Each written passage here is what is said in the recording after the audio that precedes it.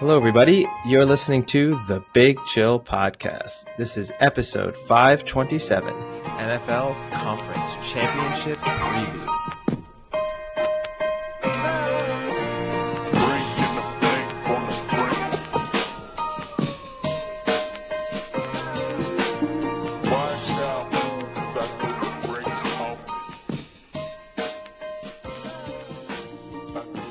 Big Chillians. Welcome back to the Big Chill Podcast. I'm Frank, joined as always with Eddie.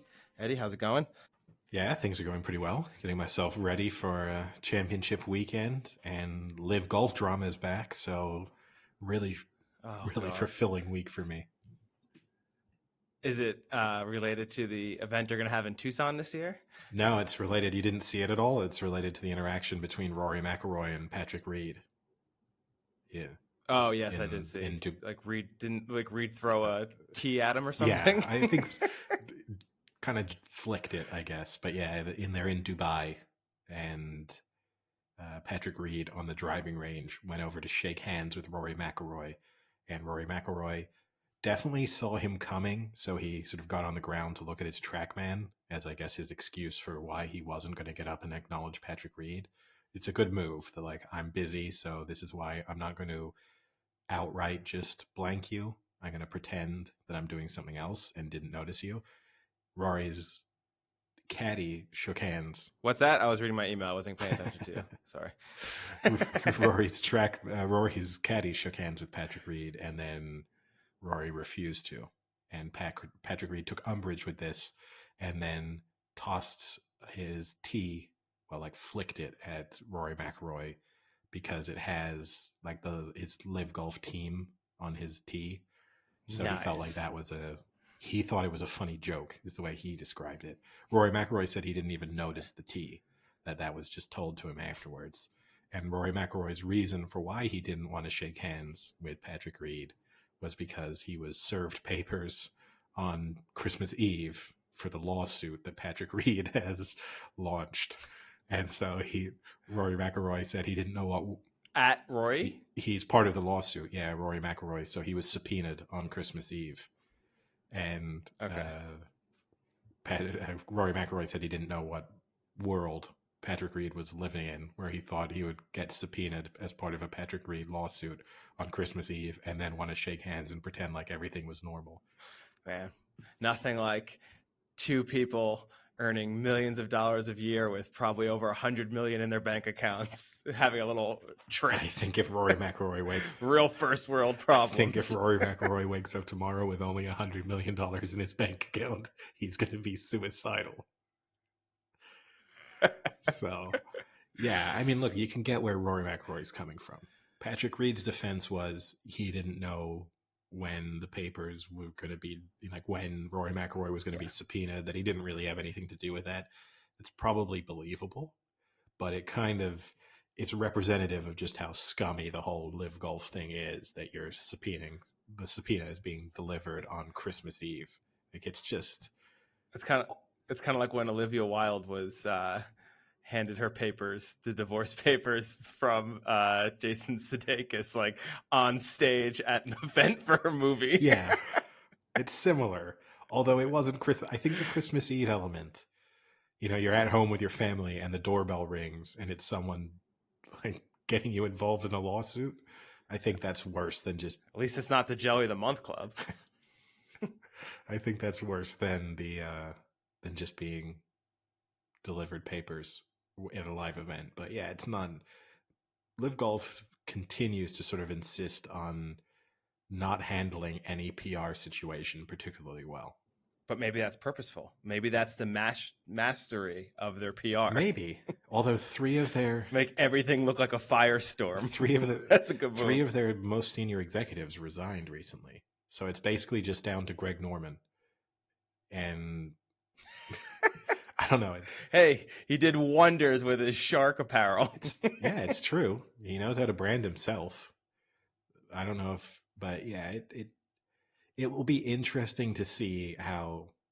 I know you hate discussing LIV, but it will be interesting to see. And we're definitely going to get you to the event in Tucson, so you're going to have to... Oh, I can't wait. I can't wait to... I'm going to deck out with a LIV hat, LIV socks, live shirt, shorts. We're gonna get you a press pass for the LIV Golf event, but Can't I'm wait. interested to see their second season, because the first season, obviously, you got so much attention because of the controversy, and it's a certain moment in time people will just lose interest in the controversy. They may or may have already. I mean, you did after about 3 days, but season 2 will be the interesting test then of you'll either see them become semi-successful as a golf tournament or maintain some level of notoriety as a result of the controversy, or people will just completely lose interest because they'll realize it's not really the world's greatest golfers and it's not really golf events that they have too much interest in. But now that we have a little LIV update out of the way, Great. do you want to move on to the things you will really be looking forward to, which is this weekend's AFC and NFC championship games? Yes, I am very excited and very disappointed that I have a hockey game at 3 p.m. and then another one at 6 p.m. So right in between both games for me. Because it's what, a 5? For me, it's one. Oh, yeah. One and probably like 1 and 6 or 1 and 5. So you'll miss. Yeah. You'll miss the. And there would be another one if we win the late one. So I'm gonna purposely lose. You're gonna throw the game. I'm gonna throw the game. If there's a betting market out there right now, there isn't. Just let you know, the Gougers are gonna lose the semifinal playoff. If you had to throw the game, how would you? If I had to throw the game, like how do you think you could do? I would just ask to play defense and then just let the guy right by me. How many times do you think you'd have to do that to guarantee that you lost? I'm assuming it'll be a close game, so if I can give them 2 or 3 nice, easy chances, they get 1 or 2. And I know the players that will score, so I can make sure they go by me. Okay. All right. I like this because you've set yourself up either way. If you now lose, you'll claim that you intentionally threw the game. If you win, you'll say that you couldn't force yourself to do it. Yeah. No, actually, I think we'll probably win no matter what because the rest of our team's pretty good. But maybe I just won't try and score. Okay. Because when I do try and because when I do try and score, I can't score. So maybe I'll try and score so that I can't. Yeah, that makes sense. You might figure it out by next year. You'll be in the NHL just because of this new mental approach to the game. Just really mess with people. You'll be the new Wayne Gretzky just from suddenly taking this relaxed, I'm not trying anymore. But yes, let's get on to the NFC and AFC championship. How would you like to start, Eddie? Chronologically? Alphabetically? Anticipatorily? I think they're both equally anticipated, I would say, pretty much. Well, I think for you, I would assume you are anticipating one more than the other. I mean, honestly, not necessarily. I think they're both really good games, so I'm looking forward to them both. Wow, Niners Nation should just revoke your card at that point. I'm just I'm a lover of sport. This is why I'm here. So I've had big discussions actually with people when I've been out watching the games over the last few weeks. You get a lot of people in bars there are a lot of people who just hate teams they're up against for no other reason than they're the opposition. I don't get that. And there's a lot of people who hate teams that are just really successful because they're successful. Like, the resentment towards Tom Brady. Like the Patriots. Tom Brady, I don't get. There are people who have basically virtually no respect for Tom Brady, which I think if you like American football, you could not be a fan of his, and you could not want him to win because you have another team that you support. But I don't get the sort of total lack of respect. Like, if you enjoy the sport, you have to admire people who do it at an extremely elite level. Yeah. Tell that to Jets fans. There, at least, I can give, if you've lost at his hands time and time again, like, I think you still have to respect it, but I can get there being some kind of resentment. But what I don't get is like, if you can't tell me some sad story about how Tom Brady kind of ruined your year, then I don't understand why you wouldn't really like Tom Brady. Like, for example, as a 49ers fan, there's no reason for me to have a particularly strong opinion on Tom Brady. Never played him in the Super Bowl. There's no moment where it's like everything was going well until Tom Brady stepped in. So, What about, are you going to be bitter when he goes to the Niners next year and ruins and the then Super Bowl. ruins their chance? Yeah, that might change my opinion of him slightly, because then I won't have to respect his greatness. I'll be disappointed at the moment which I got to kind of watch it firsthand. But yeah, it's the same. The thing that annoys me the most is Patriots fans who have like really hate Eli Manning, because you had so much success over that period of time. Yeah, you won 5 Super Bowls, 6, right? right? Yeah, 6. Yeah, 6. you've had so much success over that period of time to be like, oh well, we could have had 8. I get it a little bit with the perfect season. That one kind of sucks because you do put yourself into the history books in a different way. But fundamentally, you won so much. Do you really care? Like, you can't be heartbroken over those 2 Super Bowls that got away from you. But okay, let's start chronologically with the NFC Championship game, which Okay. I've had a few of these in recent weeks. This is a real heart versus head moment for me, I think. And I'm For all people living under a rock, it is the Niners versus the Eagles. Yeah, and yes, obviously in Philadelphia. So according to reports, around 20% of tickets sold were bought in California. So there's an indication that there should be a decent chunk of Niners fans there. But I heard, though, that Philly's closing the airport on Friday, Saturday, and Sunday, so they're not going to allow them to come drive. That would be a very Philly move. Actually, the Philly move would be they keep the airport open, but they just put people like at the front of the airport to just beat the shit out of Niners fans as they come up. Like, if any Niners fan steps off a plane with a jersey on, just instantly gets his everyone ass who kicked. gets off a flight from San Francisco. Doesn't even matter. It could have just been your connecting flight to Philadelphia, but too bad. But yeah, it's a little bit of a heart versus head, because you see how good the Eagles were last week and how good they've been over the course of the season, how good they are on both sides of the ball. And it feels like a really tough matchup. And from a head perspective, the strong arguments I can make for the Niners are Jalen Hurts admits that he's not fully healthy. So he's outright saying not 100%. You saw last week, they probably didn't use him in exactly the same way that they did when they were at their best in the regular season. They didn't have to against the Giants either. So it kind of leaves some question marks. If it's really season is going to be over, how much are you willing to risk Jalen Hurts at that moment in time?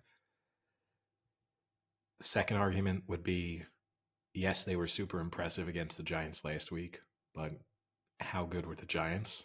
So how much can we read into their dominance against a team that maybe wasn't all that good? I mean, at the very least, you can say their defense is nowhere near the caliber of the Niners. That's a fair, honest statement that no one is going to argue.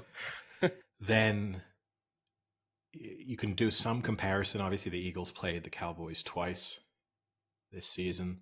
They won both games comfortably. They scored a lot of points in those games, but the Cowboys also scored a lot of points against them. So you could say that the Niners defense kind of shut down the Cowboys more efficiently than the Eagles were able to do so. So even if you're going to give the edge to the Eagles offensively, maybe you have to give the edge to the Niners defensively. And then from an offensive perspective, this might be, you're going up against what's rated the number 3 defense in the NFL, but maybe it's a good matchup for the Niners, or as good of a matchup as you're going to get against a kind of top 5 rated defense, which is they're not great at stopping the run. They're much better. Their secondary is way better than their ability to stop the run. They're something like 19th against the run, whereas they're number 1 as a pass defense. So that's a nice matchup for the Niners. They obviously like to put a lot of pressure on a quarterback, which is a concern for Purdy. but kind of nice for the run game. It might open up. It means they don't set the edge very well, which could mean it could be exploited by Shanahan. And if there's any other weakness, it's sort of around the linebacker position where the middle of the field might be open. And again, from a Niners perspective, that's where they do a lot of the damage through their pass game as well.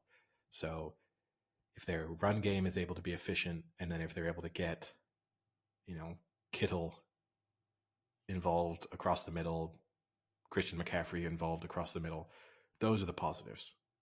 Yeah, so just to clarify, so rushing yards allowed, the Eagles are 18th in the league and first against the pass, versus the Niners are first in rushing yards allowed and 20th against the pass. So almost identical flips. Yeah. And then the other positive, so the negatives would be that weakness similar to the Eagles. Whose negatives are we Niners talking? negatives Niners now. negatives. Obviously, you've got Brock Purdy. You got a rookie quarterback going into a situation where he's undoubtedly going to be facing a lot of pressure. Do you know, real quick, I'll pause you, the last rookie quarterback to make it to the Super Bowl? Shoot. Terry Bradshaw. None, because it never happens, really? Eddie. Oh. Yep. Okay, well, records are there to be broken, right? So yeah, you've got a rookie quarterback in a situation where he's going to face a lot of pressure. There's no doubt about that. Now, a positive maybe out of that is he faced a lot of pressure against the Cowboys. They also, he was under pressure, I think 47% of snaps, and he managed to kind of get through that reasonably well. Maybe got a little bit lucky, but fundamentally didn't make any terrible mistakes. So that's encouraging, but this is going to be, I think the Eagles have something like 70 sacks this season. So, he's going to face pressure. It's a double-edged sword. That's the reason why they don't set the edge as well. So that is what opens them up to a weakness through the run game. But this could be when we see Purdy unravel in the biggest moment of his professional career. And then this is a Niners secondary that, particularly in the second half of the season, has been picked apart at times by teams far worse than the Eagles. And it's a little bit worrying to think at just what this Eagles team could do. And you could see a situation where the Niners basically can't stop the Eagles. And if this is an offensive battle, I don't think the Niners can keep pace. They're not built to, win a game 38-35. So those are the concerns. And then it's just about how you kind of try and balance those. Yeah, so it's a very, very close matchup. Like, these are two pretty similar teams that are just stacked across the board. When you look at the defenses, both the D lines are pretty stacked. I think the Eagles have the advantage on the D line, even as good as the Niners are, and especially Nick Bosa is. Then the Eagles have 5 players with over 7 sacks, and I think they're like 4 sacks away from the NFL record for sacks in a season. I mean, their front is crazy, but part of that is because they run up scores on teams, and teams are forced to throw the ball more. So their pressure percentage actually isn't as good as the Cowboys was, but they're getting sacks because they're putting teams in tough situations. So, I think both have great D lines. You step back, I think the Niners definitely have the advantage at linebacker, and I think that's one of the areas where the Niners can win that game is the play of their linebackers. You have Greenlaw and Warner, who are just like unbelievable. Like, there was a great comparison to them going back to Navarro Bowman and who was the other linebacker with Bowman?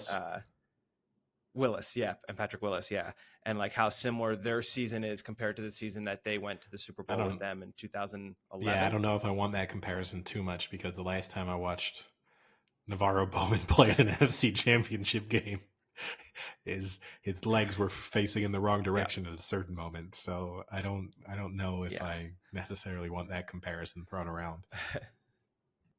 But I think that is the biggest strength in the Niners, because not only are they great at run stopping, they're great at defending. You saw that last week. They're able to stay with tight ends, receivers. There's some great plays where Fred Warner's staying with CeeDee Lamb in coverage. That's not typical for linebackers. So I think that's going to be a major X factor, where they're going to have to play the RPO against Hurts and be able to run Hurts down, stuff the middle if they're going to run it, but also be able to cover tight ends with, like not as much thinking about it, having to react super quickly. So I think that's an advantage. But then you step back to the secondary, and I think the Eagles have the advantage there. They're ball hawks. I mean, first in defense, passing defense, they've got 17 interceptions. And Purdy hasn't thrown many interceptions, but I don't think he's seen a secondary like this, and I don't think he's seen a front four like this. So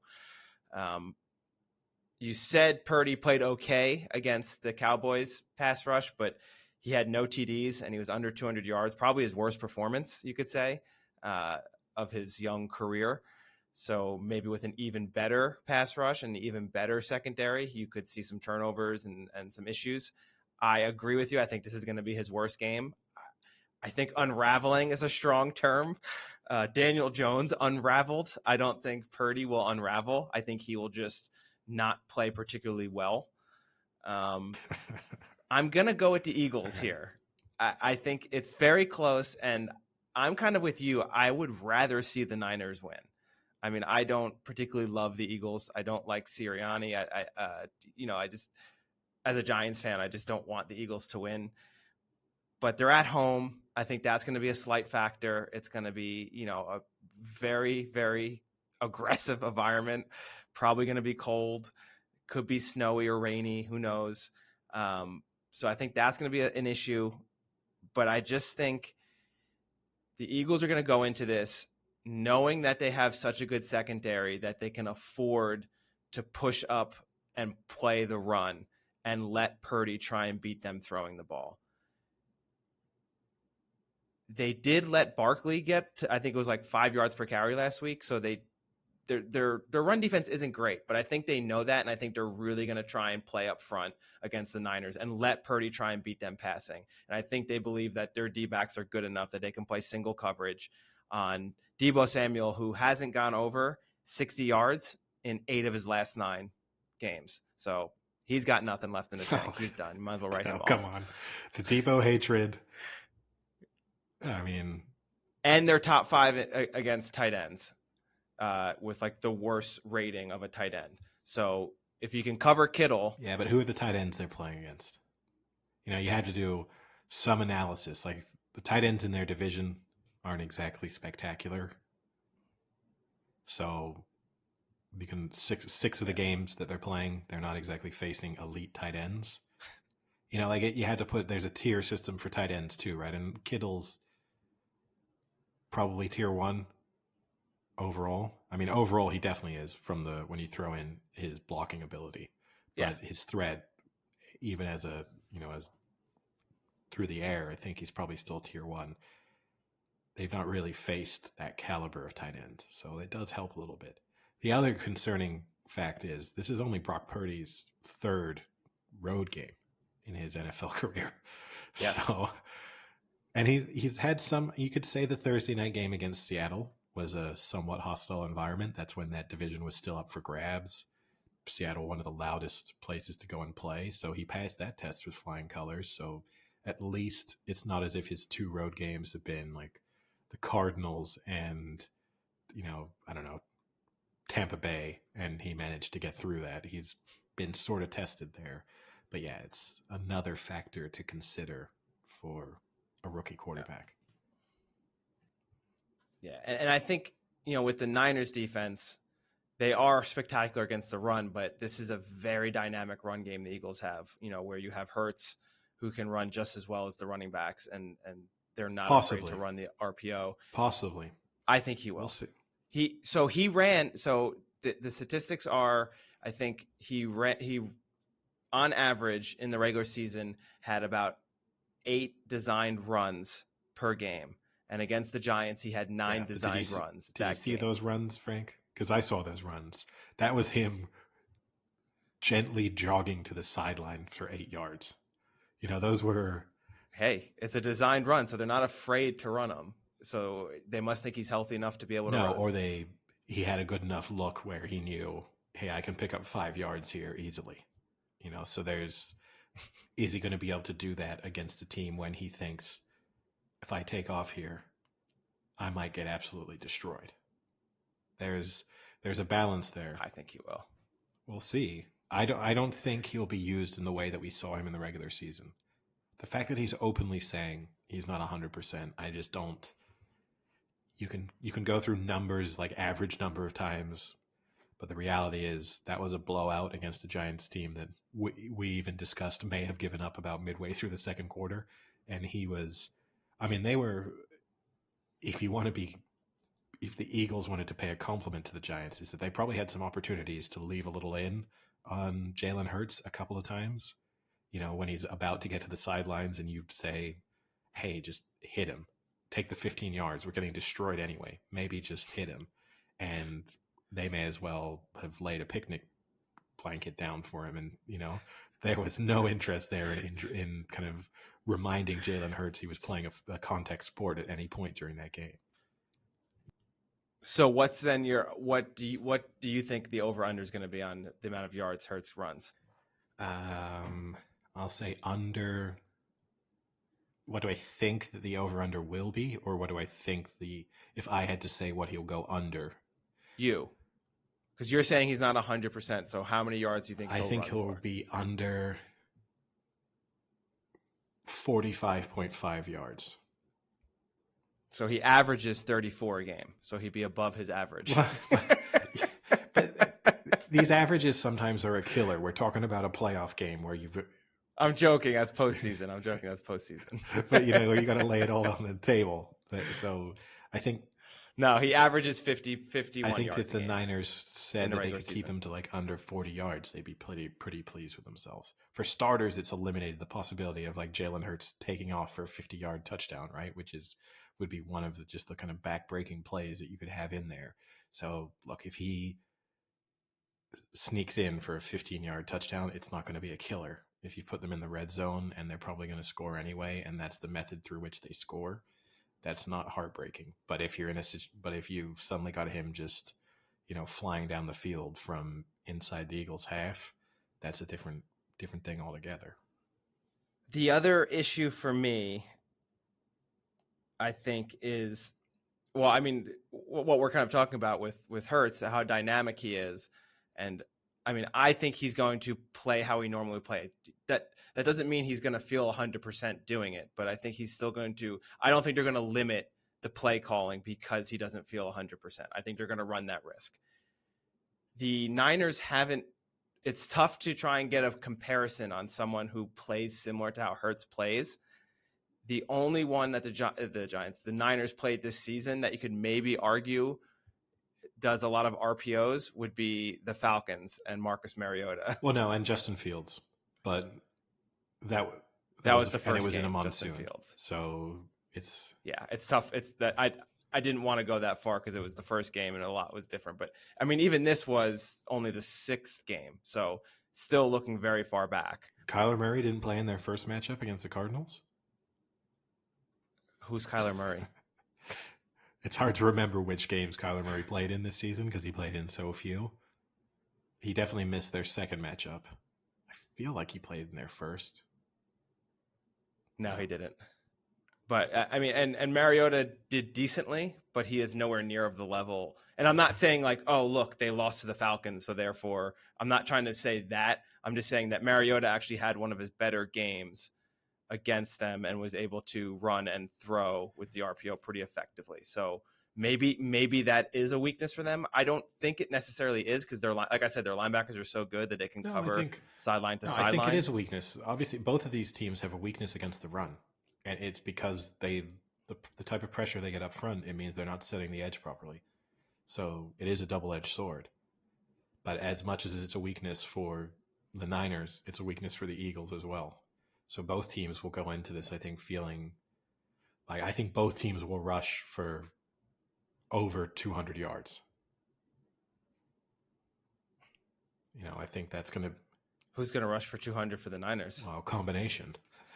As 180 from McCaffrey Amy, and 20 from he Elijah sat Mitchell out, and 1 from McCaffrey Debo. sat out today with calf injury, which obviously you saw during the last game. He was having kind of activated through in midway through the second half, and then seemed to become more effective after he went through that treatment. I don't think there's any real cause for concern there, but it's not ideal with Christian McCaffrey to have him carrying an injury. But I think the Niners will run the ball effectively. I think the Eagles will run the ball effectively. And ultimately, I think this game will come down to the turnover battle. And you can either have Brock Purdy begin to make mistakes or not get away with the mistakes that he's been making, which you could argue in the first 2 playoff games, he kind of got away with those mistakes. But like, you also know the Niners are definitely going to turn the ball over. Like, they're going to force turnovers once or twice just because that's what they do. So, but it's also what the Eagles do, though, too. The Eagles do it different. I think they were 3rd in interceptions. Yeah, but they do that. It kind of goes back to your original point, though. I'm less worried about. They're forcing a lot of interceptions sometimes with teams chasing a game on deep plays where you're just throwing into double coverage because you kind of have no choice. The Niners are going to force a turnover when you're 1st and 10 on their goal line. It's a different nature. No, but it is a different. It's a different kind of turnover. I think the Niners have the edge in that respect, in that when they will force the turnover will be different. But look, you can keep. I don't know if you're trying to reverse jinx because in the end you're going to bet on the Niners, so you want this explosive game from Deebo Samuel. But he said he's comfortable going into this situation because the Niners are used to playing in one of the loudest stadiums in the NFL. I don't know if Deebo Samuel's been to Levi's recently, but I don't think it can be classified as one of the loudest stadiums in the NFL. So, yeah, according to the turnover battle, both teams actually have 17 interceptions this year. And the fumbles, the Niners have forced 20 and recovered 9, and the Eagles have forced 22 and recovered 10. So pretty similar in a turnover battle as well. Again, we don't know the statistics of when those turnovers are being caused and things like that. But I agree. I think both teams will run the ball well, but I think for me, it's going to come down to the passing game. I think it will be a slightly higher score than the Niners are used to. And I think that because of Purdy being inexperienced, I don't think he's bad, but I think Hurts at this point in their career is a better passer and a better offense suited to passing against a worse passing defense than Purdy will be with the Niners against the Eagles passing defense. So I think that's going to be what ultimately pushes the Eagles over. And I'm going to have to. One of the storylines though that kind of gets overlooked. Like, it's easy to focus on Purdy's inexperience, but Jalen Hurts is inexperienced too. In almost any other situation going into this game, the focus would be on an inexperienced Jalen Hurts versus fill in the blank, more veteran quarterback. But because he's getting basically the only situation in which he has an experienced edge, the focus is entirely on how inexperienced his opponent is. But, if this was Kirk Cousins against Jalen Hurts, we'd be talking about like, well, Kirk Cousins at least has the edge when it comes to experience. Cousins maybe not the greatest example because not a losing it, not a ton of playoffs, but you know what I mean. Like, it's not. When you look at all the discussions surrounding the game, there's very little talk about the fact that this is Jalen Hurts, who also doesn't come with a wealth of playoff and big game experience. Yeah. He probably has a little more big game experience in college. Yeah. And they did face off in college. I'm sure you've seen, but maybe some of our listeners, they met back in 2019. And this was when Hurts was playing for Oklahoma. And he beat Iowa State's Brock Purdy 42-41 in a quarterback shootout. Jalen Hurts had 273 yards passing, 3 touchdowns, 68 yards rushing and 2 TDs. And Purdy went 282 for 5 TDs passing and another TD rushing.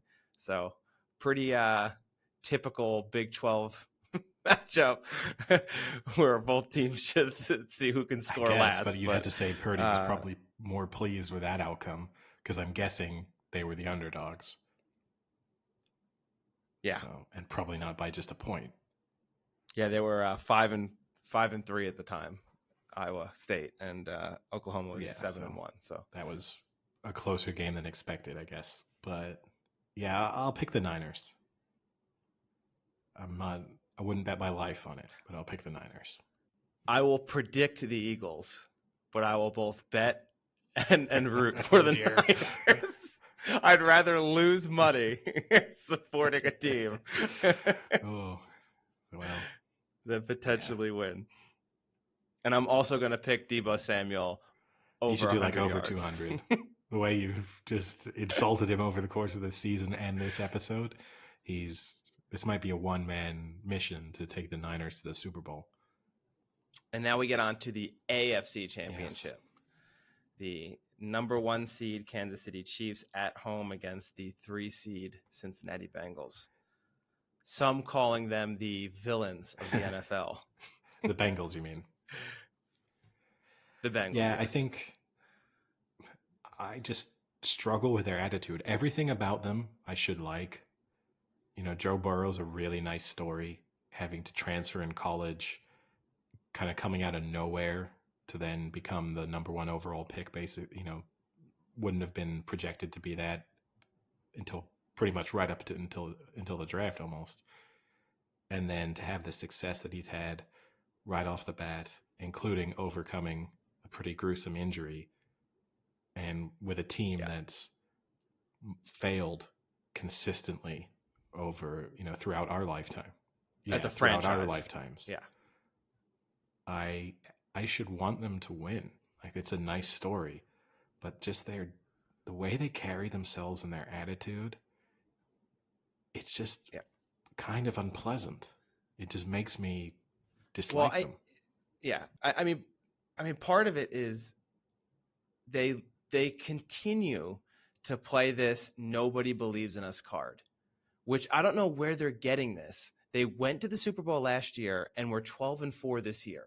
So if they really believe that people think they're not a good team, then that's just crazy. I mean, you can say maybe they're not the best team. That's different, but no one believes in us. No one thinks we can do it. Really? You went to the Super Bowl and you had 12 wins the following year. Like, no one doesn't think you're not a good team. That's separate, right? Their success is separate from people believing in them a bit. I will disagree with you slightly. When you do hear the national media talk about them, and I think it's in part because it's Cincinnati, they don't maybe speak about them with the same level of respect. Like, if you think about how worked up people got over the Jags even late in the season versus what the Bengals do.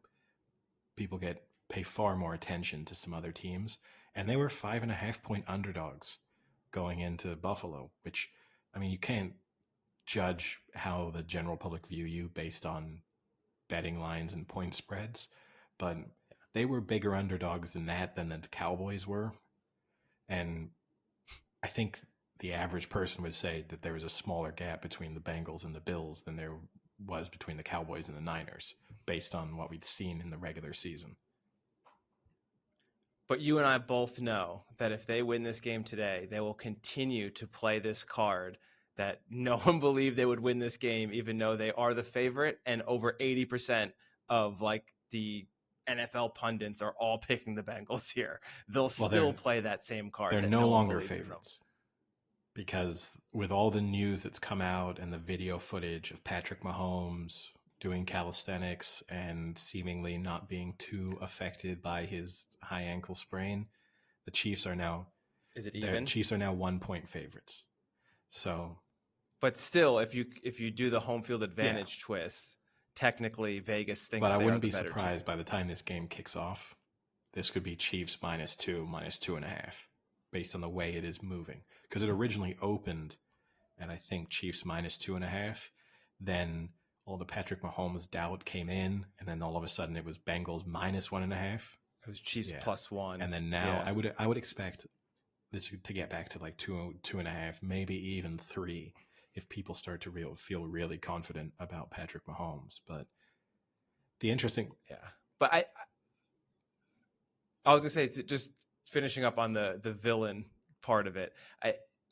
The other two things that work against the Bengals as a team is just individuals.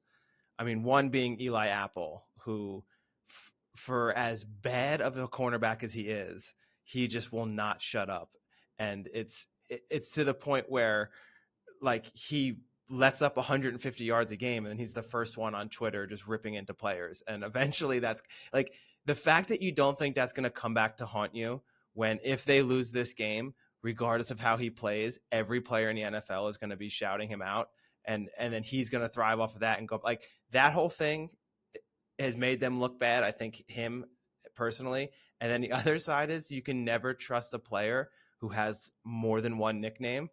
So when you talk about Joe Burrow or Joe Burr or Joe Cool or Joe Shiesty or Joe Ice, forget it. Once you go over one nickname, it's a bad look. That's a villain look. Theory. There'd probably be a few exceptions that I can think of, but for the most part, I do agree with you. And he needs to settle on one, because if you just want to kind of build your image, you have to have the go-to nickname. I don't know. And it's also, I'll give you one more about Burrow, is he has the thing that he does when he wins big games, which is, for him, is like smoking the cigar.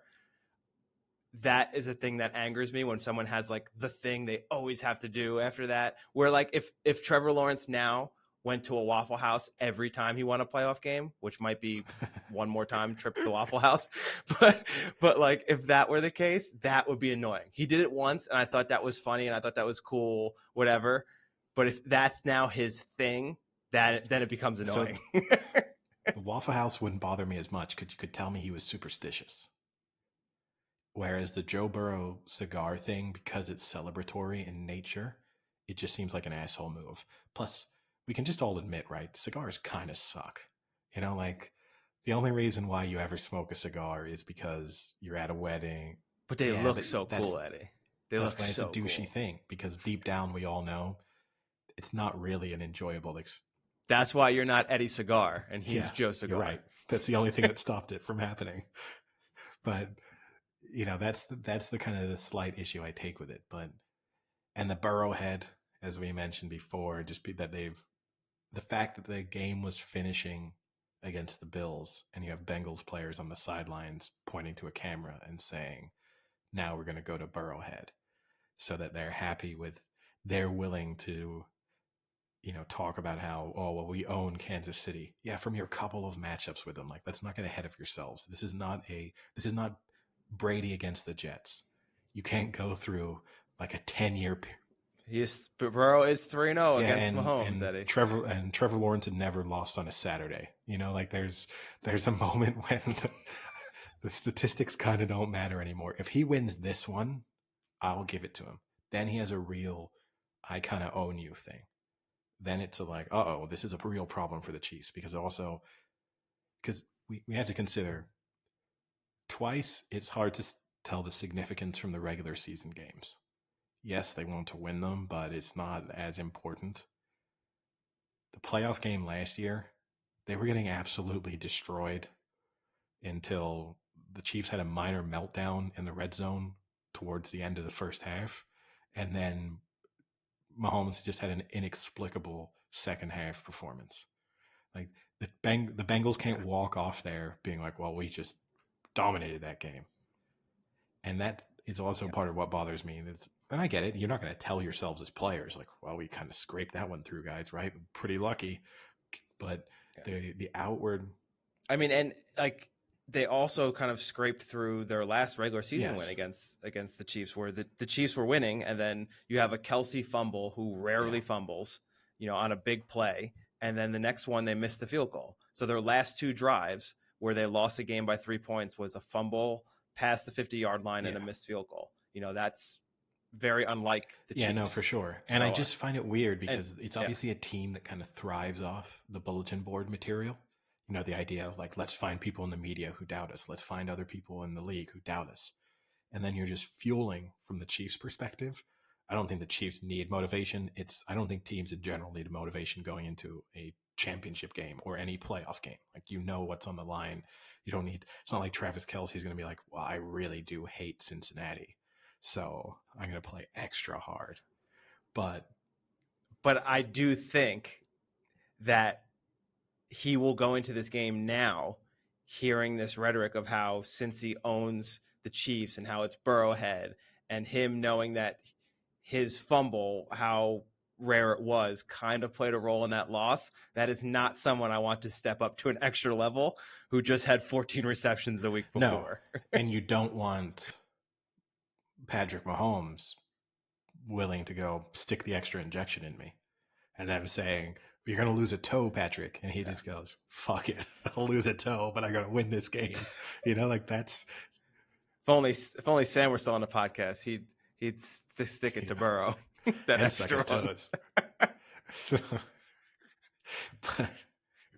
But no, I think that's it. Just, they should be playing the kind of lovable underdog card more, and they're not.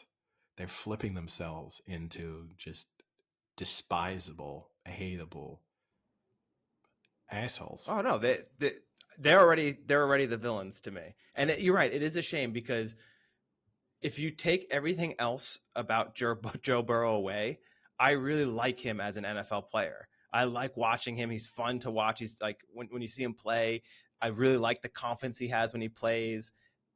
He like, his accuracy is amazing. But then you put the rest of it, and it's like, no, I don't want to do it anymore. And the same like Jamar Chase. I love Jamar Chase, but unfortunately, he plays for the Bengals, and I'm not a Bengals fan. And the gritty, we need to retire the gritty. Like, it's just, well, it's more Justin he does it Jefferson too, though, right? Like, just I mean, a lot of NFL, 50% of the NFL does the gritty, but like, But Jefferson is like, but at least he kind of owns it as a celebration and made it his thing. But everyone else who does it, I just find a little tiresome. But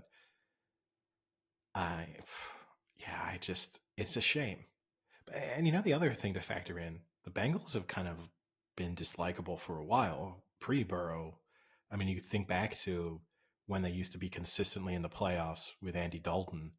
And, every year you'd have them just trying to knock every Steelers' heads off, and you obviously had Burfict was kind of the leader of that approach. But they've kind of always been assholes. And they've just continued this under a new regime and a new era, but way more talented. And it's just a shame. Yeah. Let me give you two record statistics. Tell me if either of these worry you, Eddie. Burrow in games under 40 degrees is 8-0. It's supposed to be cold and possibly snow in KC. No, that doesn't. Does the Joe Burr make you nervous? No, because I'd imagine that Patrick Mahomes' record is also pretty good in cold conditions. Admittedly, a lot of the times he would have been a home heavy favorite for those. But I still wouldn't be. I doubt it's. And Patrick Mahomes has never won a game in conditions under 40 degrees, so I think this is okay.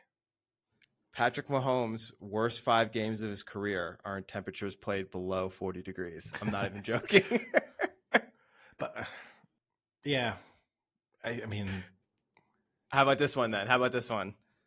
Andy Reid, 3-6 in conference championship games. Does that slightly worry you? Andy Reid worries me a little bit, because he obviously was able to dispel the Andy Reid, would always come short concepts a couple of years ago in the Super Bowl. But he has it in him to blow games in the second half, to blow leads, weird clock management, weird play calling. And just the talent of Mahomes and the players around him had sort of overcome the Andy Reid element. And Andy Reid's an incredible coach. And what he does on that offense is, super impressive. So it's not as if I'm saying, well, they're only winning because, Andy Reid is an integral part of the Kansas City Chiefs' success. It's just he had at the Eagles and at the early part of his time in Kansas City often managed to get in his own way and, snatch defeat from the jaws of victory through incompetence, even when he was having a great game up until that point. It worries me, but then I don't know if on the other side we're looking at a team that I have total confidence in terms of their own play calling and time management and all of those other elements. So no, the Andy Reid element is mostly a positive for me. And there's a guy. I don't think Andy Reid gets super worked up over a lot of stuff, but I bet there's a guy who is extra motivated to shove the idea that the Bengals own him down their throats.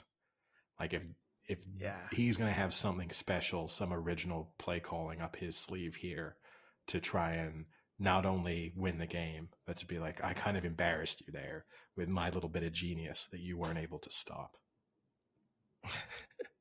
And then when he wins, he's going to say, Joe Burrow, you can keep this cigar because I'm going to pound this double cheeseburger in your face. But yeah, he's definitely eating a cheeseburger. We know that. Yeah. It's a tough matchup, and it's a tough matchup to predict because I think if you look at all the statistics and the advanced metrics, the Bengals are favored there in most of those.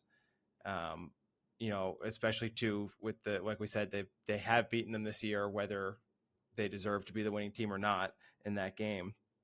But the issue obviously is Mahomes and his injury, and indications are he feels great, no limp, practiced very well today, wasn't noticeably like lingering any issues, but it's practice. And even if it was an issue, he's never going to say that.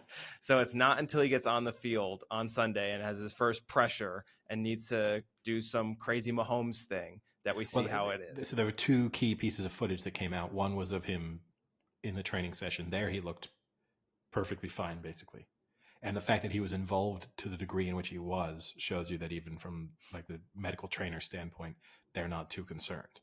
That's because they wouldn't just be sending him out there for like a PR stunt. They're not going to be that dumb to risk it.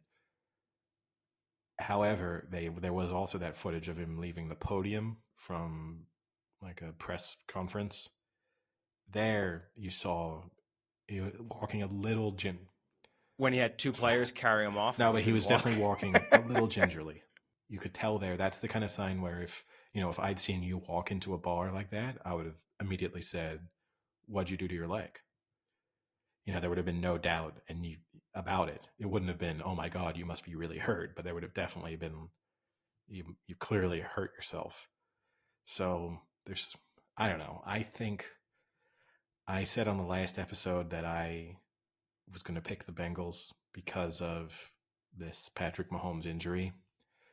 And over the course of the last 48 hours, I think I've changed my mind.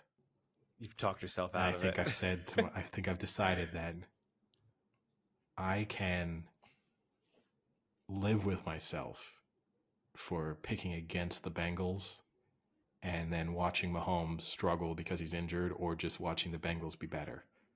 But if I pick the Bengals and then the Chiefs look really good, when I've thought all year the Chiefs were the best team in football, when I think Mahomes is the best quarterback in the league, when I think Travis Kelce is one of the most unstoppable weapons in the league, if I watch that work well and I've taken the Bengals, it's going to be a difficult pill to swallow.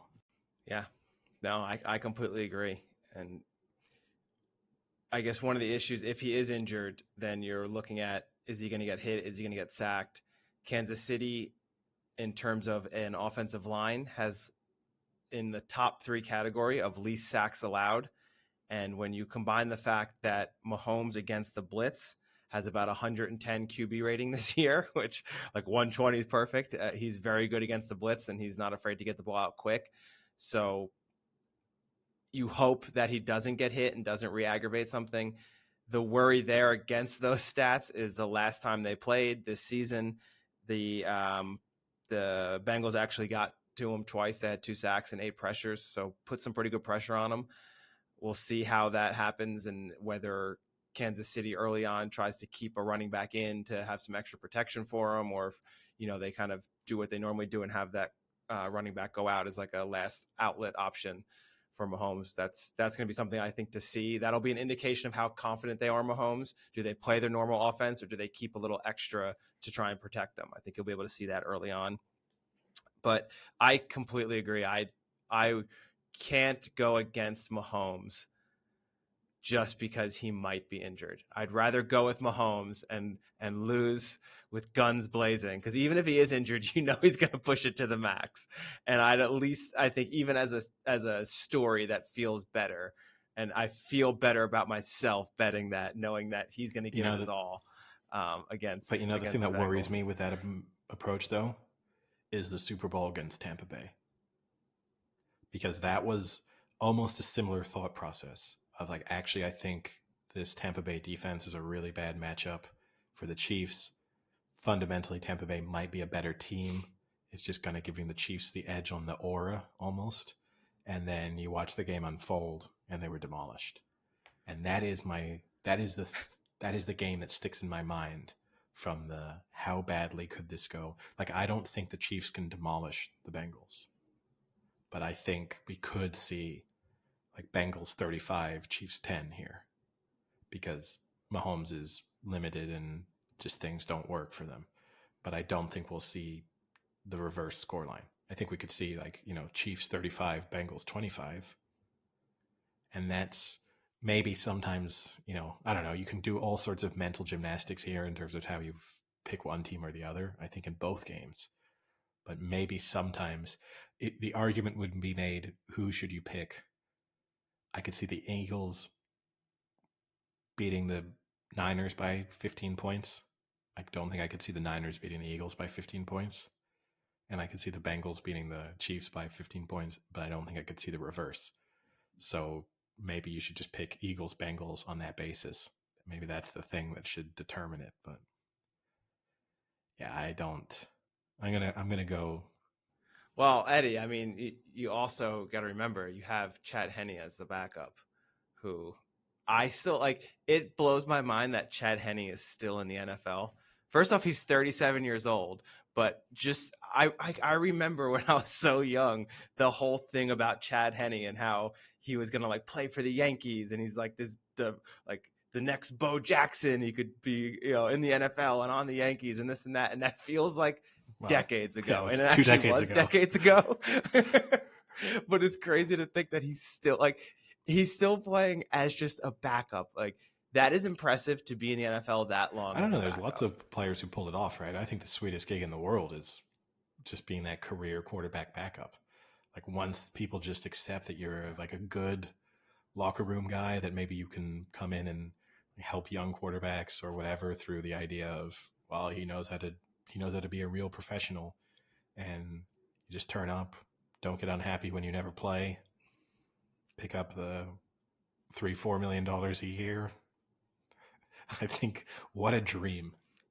I have to say, Eddie, just to appease friend of the podcast, Tim, even though he probably won't listen, you can tell him that I said this. I think Tim is known. Officially, he's not friend of the podcast.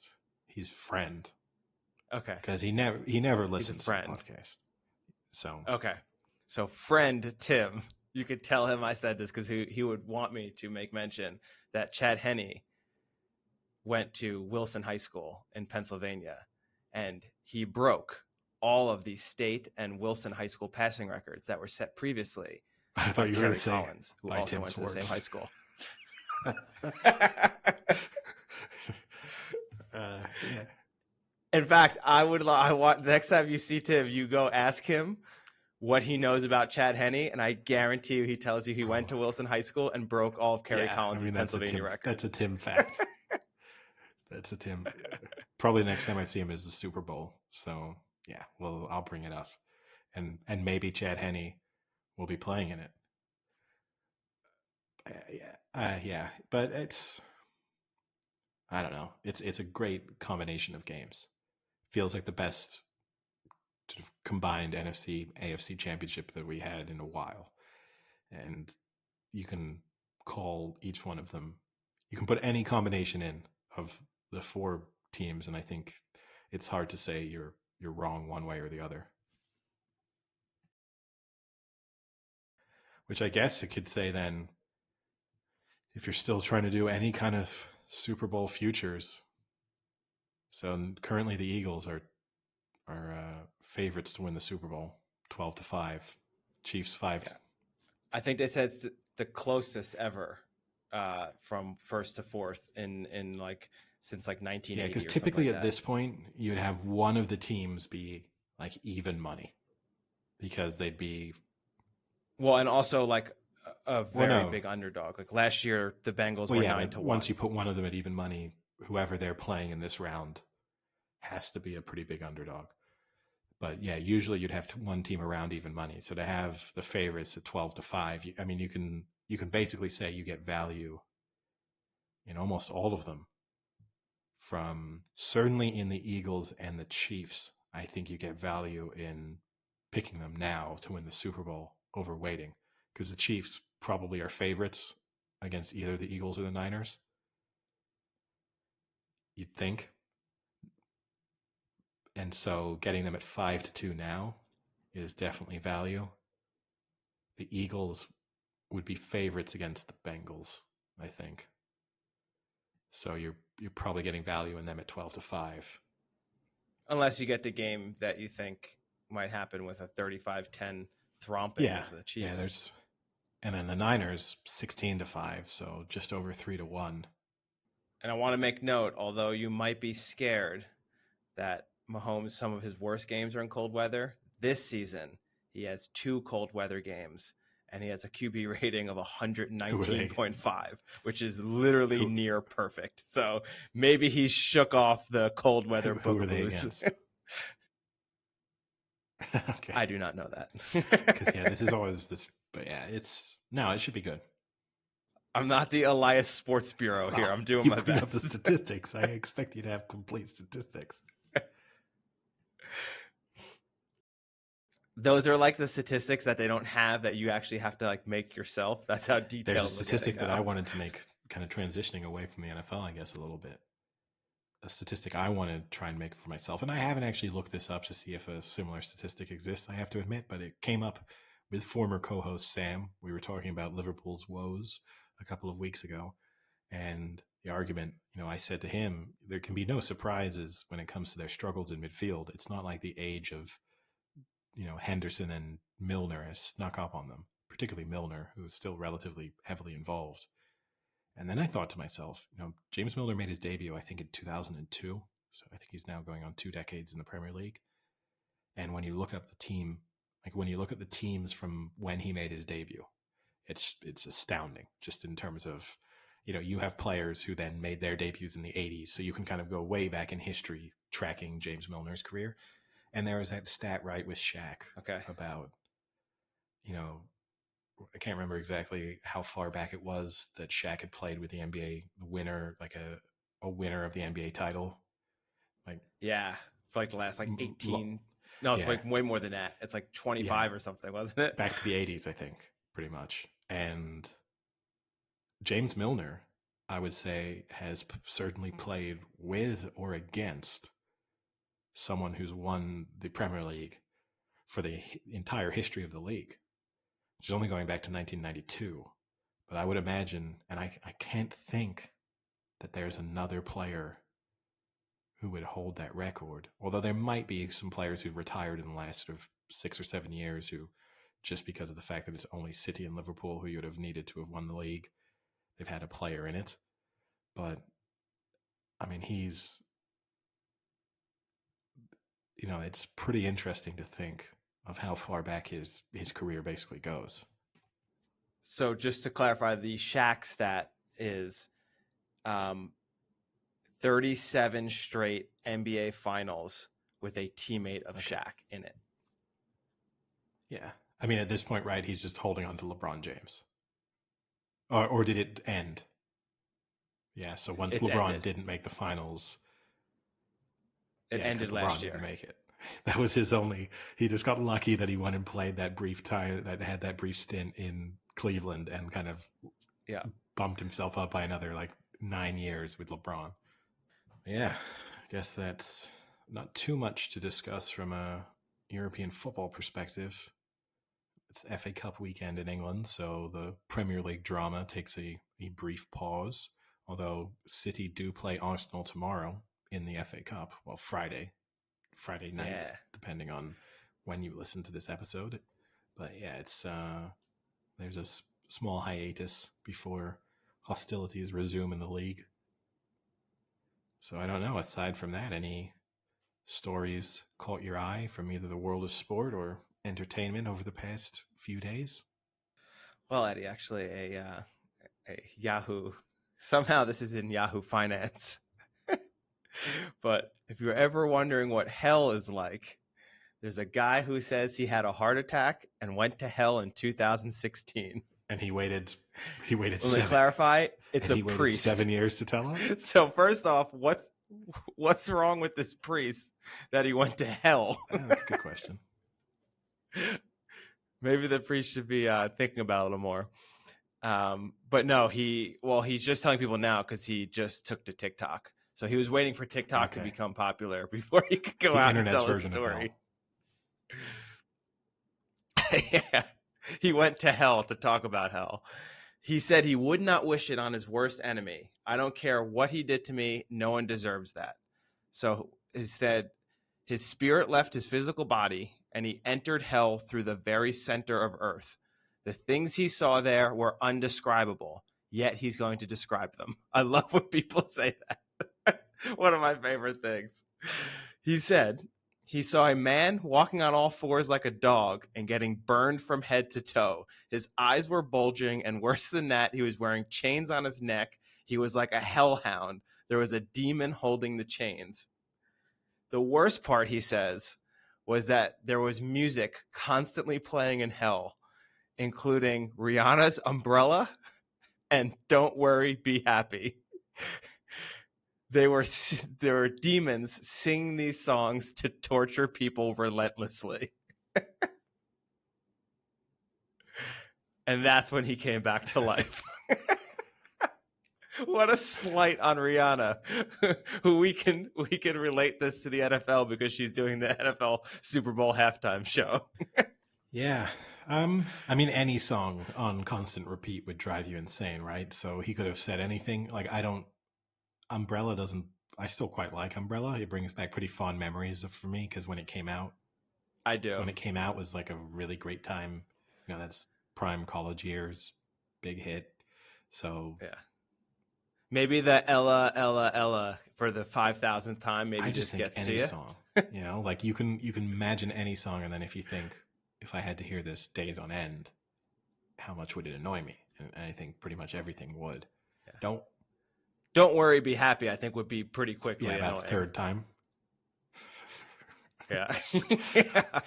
Midway. Especially with the hellhounds. Midway through the first, you'd already probably have had enough of it. That's typically how I feel when I'm in a bar and it comes on.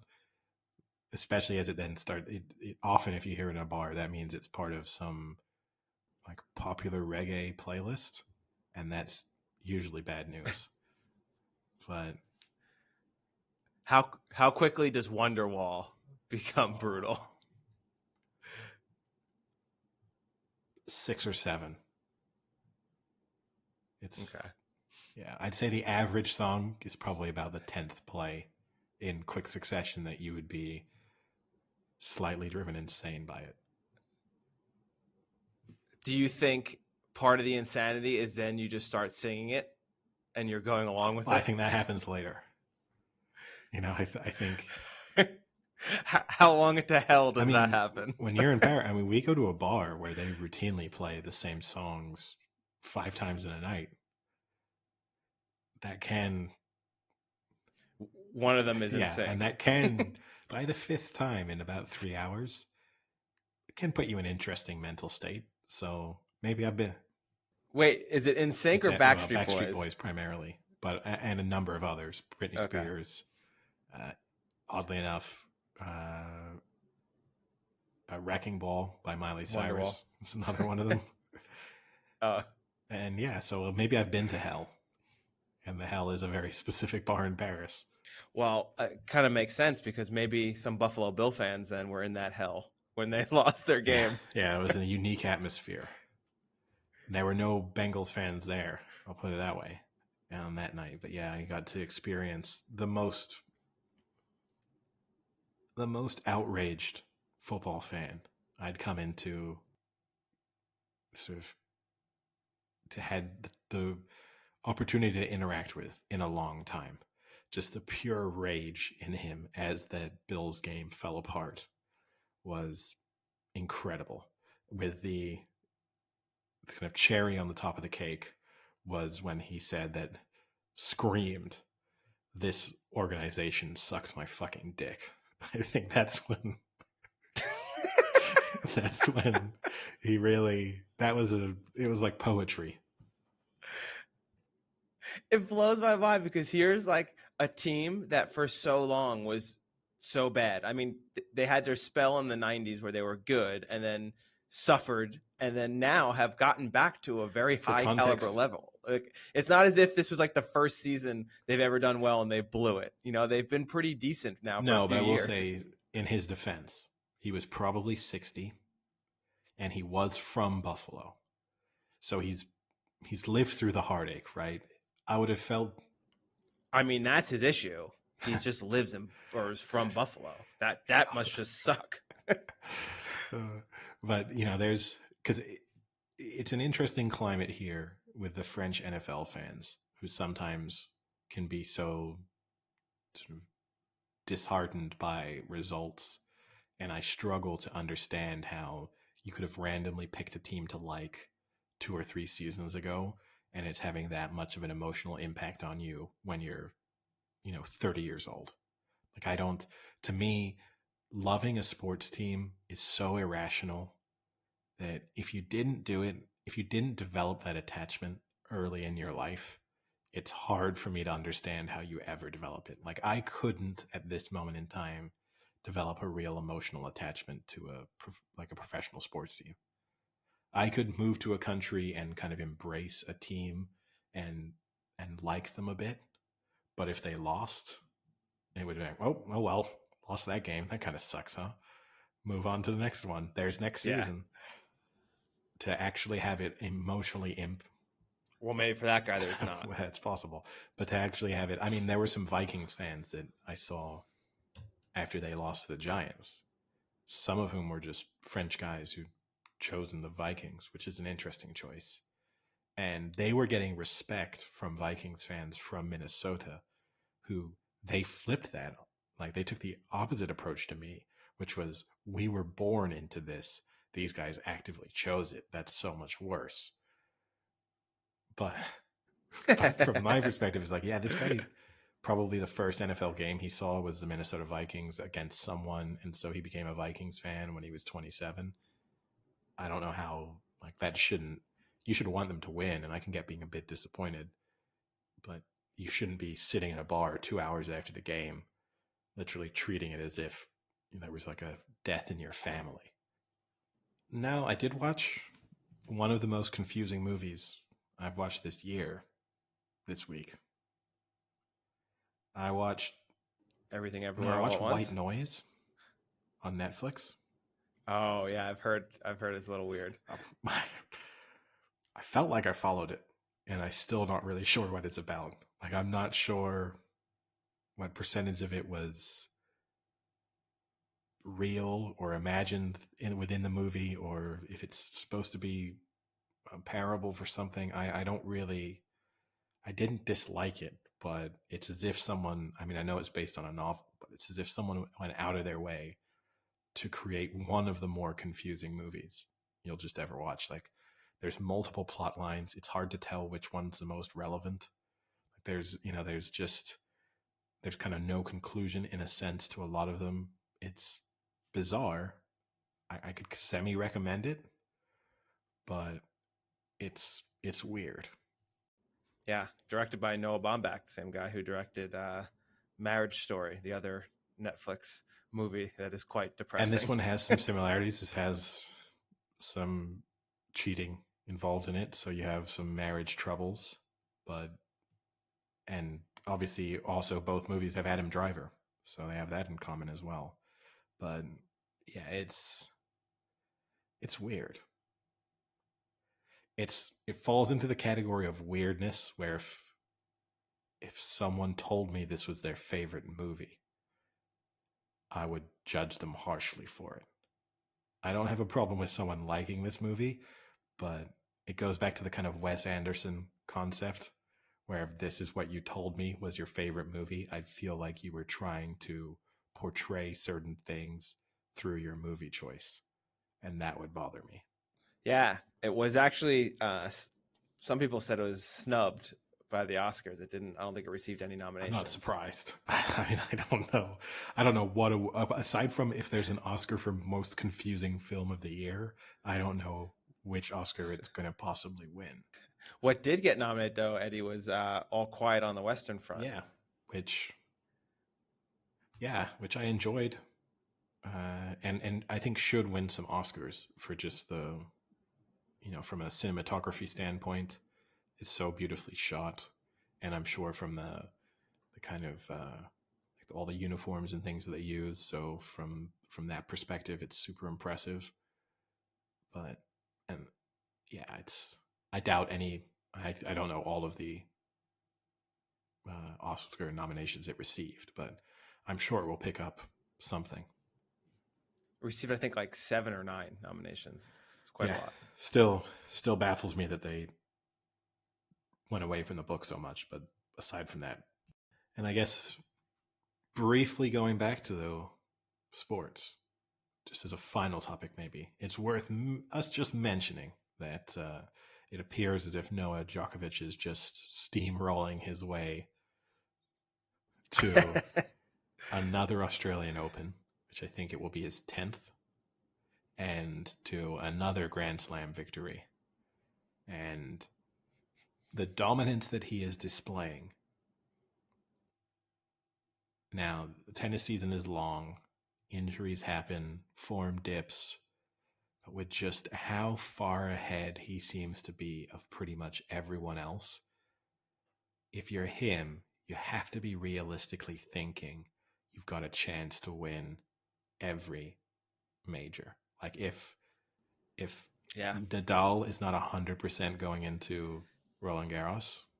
I was gonna say your biggest worry is your French Open with Nadal, but if Nadal is still hurt and not at 100%, you might be able to get him. Alvarez on his preferred surface and some other clay court specialists who present a little bit more of a challenge for Djokovic than he gets on hard court or on grass at Wimbledon.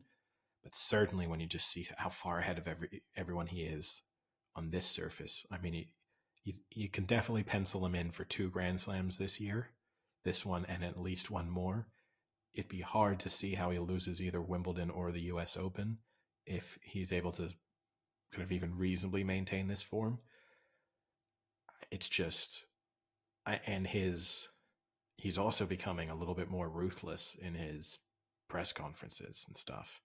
I don't know if you saw after he beat Alex de Minaur, just ripped him apart in 3 sets. And he was asked on court afterwards, like, you've got this Alex de Minaur being from Australia. They said, you turn up, it's the night match, and don't you feel a little bit bad? Like, why did you do that when you disappoint the home crowd who've been used to seeing these late night games, these 4-setters, 5-setters drag on? Why did you do it? And he just said, because I can. Said, fuck He said, because I can, which I think is even more demoralizing for his opponents.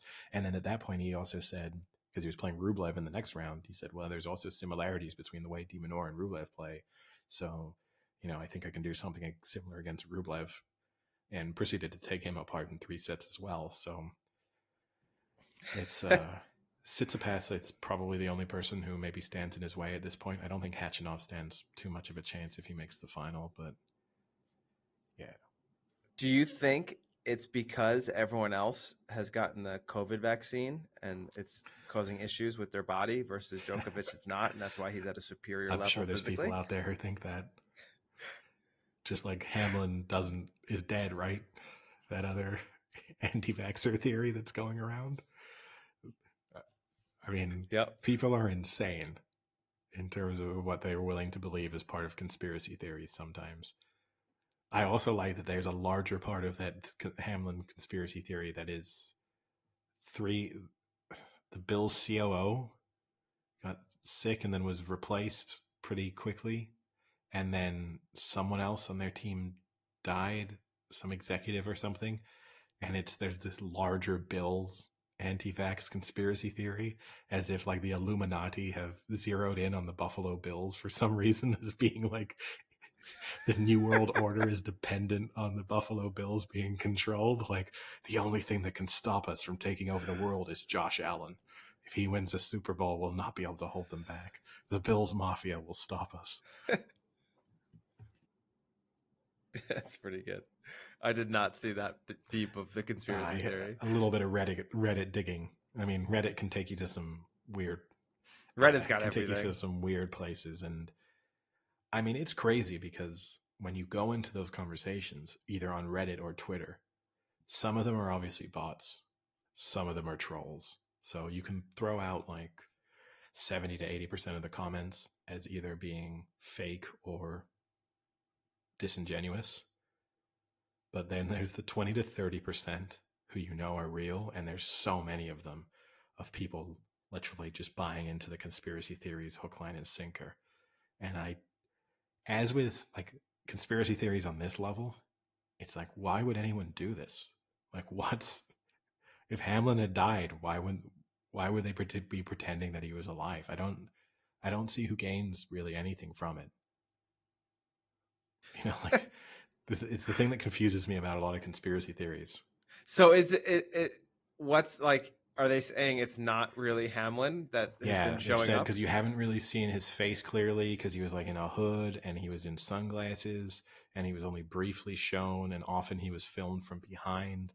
So it's just like a random guy of a similar like height and shape who's there, and so they believe that it's just a body double and that actually he died. And for the life of me, I can't understand why they fake it. The only argument, I guess, is maybe that the NFL felt like if a player had actually died, that maybe they have to postpone the season for longer. Like there's a kind of mourning period, perhaps.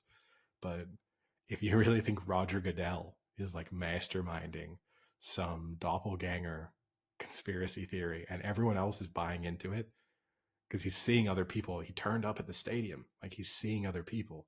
So everyone else is having to either don't know him well enough to recognize him, or just Roger says we've got to pretend. It is so great. I just love the fact that cold weather has fueled the conspiracy theory because he was wearing like a hoodie. Yeah, no, it's crazy. And I also just like it as if, for the anti-vax perspective, as if this would have been the tipping point. Like if an NFL player had died from something that could have been explained without having to bring the vaccine into it, that this would have been the thing. People would have been like, oh my God, they've just been injecting us with poison. Now I see it. So a far-right media personality, Stu Peters, these were his comments about Hamlin at the Buffalo game. He said, CPR, broken ribs, how is he waving his arms around like that? Next one. This man looked ready to play in that game on Sunday. Next one. Never took his hood down, shades off, or lowered mask. Next one. Why didn't the NFL give a stage to Damar Hamlin for his miraculous, quotes, return to the stadium? Yeah, because I think that's the thing. After you've had cardiac arrest and been in a coma, the thing you really want to do is stride out onto the field in freezing conditions to wave to some fans. That's what the doctors ordered. Yeah, it's just some and it's representative, right, of a larger problem in our society in terms of the general level of skepticism and where people think internet research can replace real expertise. So it's worrying that so many people can buy into these types of theories, but they're just, ones like this are so outlandish and in an isolated sense meaningless, that it's just laughable. Yeah. But you also know that every single person who believes this conspiracy theory believes some far more dangerous conspiracy theories. Like, this is not the one conspiracy theory you've bought into. No. Which is the other. Don't worry, though. Josh Allen said there's absolutely zero chance this is great. true. He said, stop that shit. Is that what he said? Nice. Yeah. But, and because this is also the thing that I like, too. It's like, I like conspiracy theory, that conspiracy theory people are like, you're a conspiracy theorist. So it's not that you do find the one or two theories that you think maybe. It's like, no, across the board, everything's a conspiracy. Like, I'm in it. I'm in it for the love of the game almost. As soon as you tell me you tell me a conspiracy theory, like we could probably. Yeah. And you know what fuels it too is like, if you have 50 conspiracy theories, there's probably one or two, not that they're right, but that there's like something was inaccurately like stated. So they'll have to like backtrack a statement that doesn't still make the conspiracy true, but just changes like one of the things. Like, I told you, see, I told you. And that's just one of them. That's just one of them. You know, it's like the moon landings, where they acknowledge that for press, they used some staged photos because they kind of had to. And then people are like, well, they staged it all. See, they're admitting they staged some of it. Must have staged it all. It's like, no. You've made a massive leap there, like against evidence that can be proven. But I love that we've never been to the moon because the moon landing was fake. And then people are just like, but what about the other 7 missions? People ignore it. The moon. It's like my favorite As if thing. we just went once and then, that was it. But I mean, maybe we should try and start a conspiracy theory surrounding the podcast in an attempt. We could really explode. I mean, we could come up with something, Sam disappeared. Sorry, six missions to the moon. Okay. I want to clarify that. That's going to fuel the conspiracy theorists. See? There you go. Yeah. I saw, who was it? Was it Buzz Aldrin that just got remarried? One of the original... Buzz Aldrin's been dead for 35 years. No, well, one of the... Buzz Lightyear, you're thinking of. There was a Pixar short. Yes, Buzz Aldrin just got married. On his 93rd birthday. Looks good for 93. Yeah. You know why? He looks good for 93, Eddie? Because he never went to the moon. Replaced. We're gonna be in our 70s, and it'll be like Buzz Aldrin, 142. It's like still going. It's that moon radiation keeping him young, or he's like your childhood pet where your parents are too disappointed to tell you that it died, so just replacing it overnight. So he married a 63-year-old woman. At that point, is 30 years still kind of strange? There's a radical difference between being 63 and 93. Especially nowadays, right? Like back in the 20, 30 years ago, you would have said, oh, well, 63-year-olds are old. But like nowadays, when you're in your 60s, you're still sort of... That's I love like bringing it down. That's like a 63-year-old marrying a 33-year-old. That's pretty crazy. That less off-putting than because I think that's a 43-year-old marrying a 13-year-old. Even less off-putting. But like, no, I find the idea of... Now, they've been together for a long time, so it changes the dynamic. You've accepted that the person you're with is aging, and you accept the kind of what happens as you age. But when you're in your 60s, being with someone in their 90s, like, I don't know, that would be a difficult one. That means she was not even 10 years old when he walked on the moon. At least she was born for his greatest achievement, for the thing that makes him, like, defines his life. She was at least born, probably watched it on TV, as did most of the world at that time, right? So that's when she first became attracted to him. First time she saw him on television. With the mask on, with the helmet on. when he was being directed by Yeah. Stanley Kubrick. She caught the like bungee cord and Loved him in that movie called The Moon Landing. yeah. No. Yeah, it's yeah, it'd be tough. That'd be tough. I don't think I could do that. But like I think I could more easily enter into a relationship right now with someone in their 60s than I could enter into a relation when I'm 60, enter into a relationship with someone in their 90s. He was married with someone before his current wife was even born. That's a tough stat.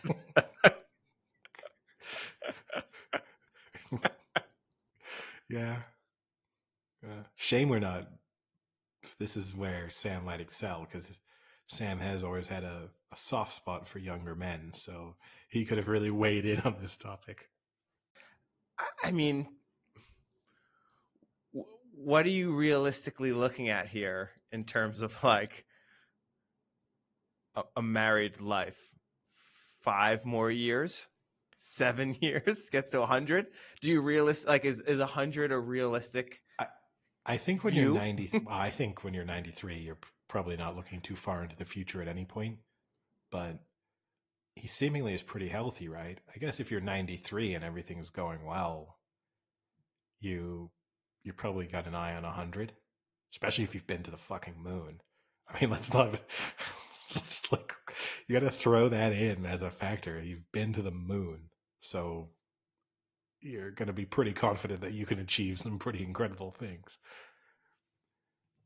I think you'd have, if I make it to 93 and I'm, fully compass mentis, moving around by myself, able to completely take care of myself, I'm setting my sights on 100. I guess the question would be, at what age do you start to think A, 100 is viable, and B, that you want to get to 100? I think I have to say what I think is crazier about this story. Now that I'm digging a little deeper into this, he divorced someone else 10 years ago, who at age 83 is just like, fuck it, I've had enough of this relationship. I'm not spending the last year and a half of my life married. I'd rather die during a difficult divorce than just sleep in a different bedroom. I mean, that the stats on that have to be so low. The percentage of people getting divorced above age 80 must be so low. I think you also see those people who get really old, right? And not, but you get older, and then you decide, you know what, screw it. I'm this old. Why am I putting up with anything in my life that I don't like? You see, it's like when you see people who've been married for 50 years and then they get divorced. And part of you thinks to yourself, why? But then I guess the flip of that is you get to a point where you're like, well, I've got a few years left. Why am I going to waste them pretending that I like this person? But at age 80, don't you think like the effort plays into it? It's like, but it's really just not. It depends how miserable they make you. But they'd have to be making me pretty miserable. It would be. And for his children, it's a tough one to see her. His children, his grandchildren, or his great-grandchildren? Because he has many. It would be a tough, neither of us are children of divorced parents, right? So we've never had to go through the process of meeting the new boyfriend or girlfriend or whatever. And it's difficult to imagine as a child of a non-divorced couple. I know if there'll be people listening where that's just something they got used to. When you haven't been through it, it's impossible for me to imagine at this point the idea of one of my parents introducing me to someone new. That would just be, I couldn't live with it almost. So to imagine having it happen when they're in their 80s and then the kind of grosser thoughts that would be going through your mind at the same time, I just wouldn't want any part of it. I don't know for sure, but I'm also going to say he has 3 children. They are very likely about the same age as his current wife. Some are probably older. They could be older. They could easily be. Because, so his first marriage was in 54. So then, and he has 3 kids, and they divorced in 1974. yeah, so they would have been probably born mid to late 50s, so they're In late 60s, probably. So they're probably older than her. yeah, If nothing else, they're maybe they just their wanted another same sister. generation. Yeah, but I knew someone who was whose dad had remarried, and she was older than her aunt, which is a weird one to try and like wrap your head around. Ooh, tough beat. One of the oh no, never mind. Okay. Try. This is fascinating to me. This is the movie they should make. Just Buzz Aldrin's later life. Like we could pitch the movie. We're gonna make a movie about Buzz Aldrin. Like, oh, like training, like becoming a pilot, training for the moon landing, going to the moon. No. This is deciding to divorce his wife at age. This is exclusively Buzz Aldrin's life post 75. This is it.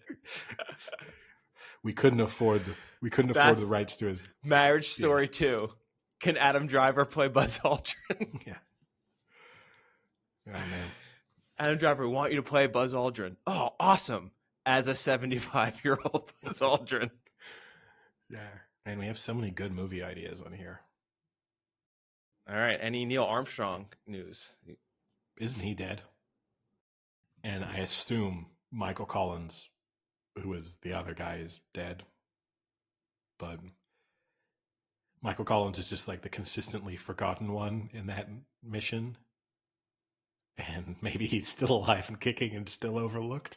But I'm pretty sure Michael Collins is dead.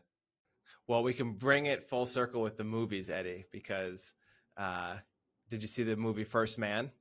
The Neil Armstrong movie with Ryan Gosling? I did, yes. Yeah. Damon Chazelle directed that.